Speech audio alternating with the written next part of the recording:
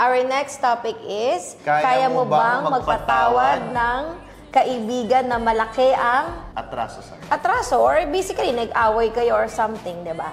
So sa akin, madali akong magpatawad.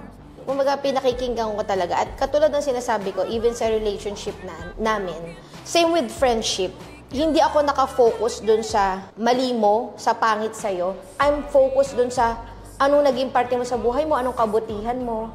Kasi, again, yung pinagdadaanan ng isang relationship, romantic or friendship, parehas lang yan. It's still a relationship.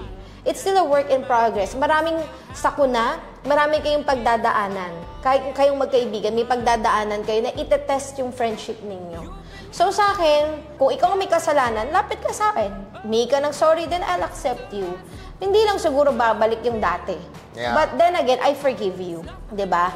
I'm not sure kung kaya natin ibalik, pero mapagpatawad ako. Kaya kitang patawarin. Even nga bago ka pa humingi ng tawad, napatawad na kita.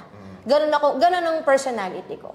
I don't hold grudges. Kasi nga again, I'm not perfect. Maaaring siya, meron siyang hinanakit sa akin. Same ako with towards them. So, patas lang. Parehas tayong may hinanakit sa isa-isa. At the end of the day, ang puso ko nakakahinga ng maayos kasi I don't hold grudges. Hindi ko iniiwan yung hatred sa puso ko. Kaya, nakakahinga ako ng maayos araw-araw. I'm just waiting for maybe the right time for us to reach out to each other. And may nangyari ng gano'n sa akin. And ang sarap sa feeling na okay, na nagkapatawaran kayo, but then again, hindi lang talaga natin masasabi kung babalik yung dati.